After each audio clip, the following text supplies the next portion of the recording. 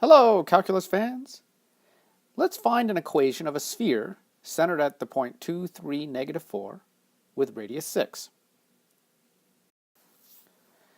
Now, a sphere can be thought of as the set of points that's equidistant from a particular point. That particular point is the center.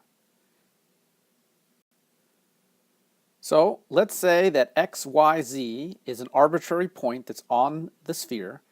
That means the distance from the point P to the center has to be equal to 6. Okay, we'll just use the distance formula.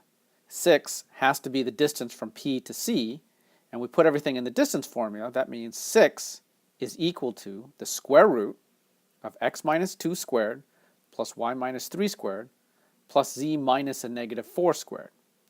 And keep in mind, we're doing z minus a negative 4. That's how we ended up with a z plus 4.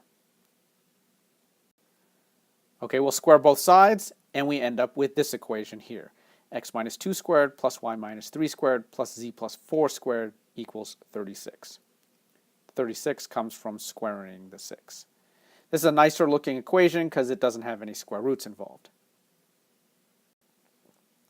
And in general, we can say that if we want an equation of a sphere centered at HKL with radius r, we'll get this equation.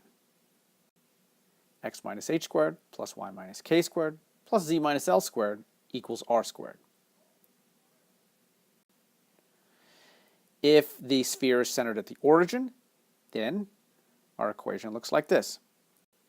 X squared plus y squared plus z squared equals r squared. And again, in keeping in mind with our analogy to two-dimensional space, there, instead of spheres, you have circles. And everything that we talked about here has an analogy to the two-dimensional case. All you'd have to do is just drop the z terms, and now you have an equation of a circle instead of an equation of a sphere. Okay, that's all for now.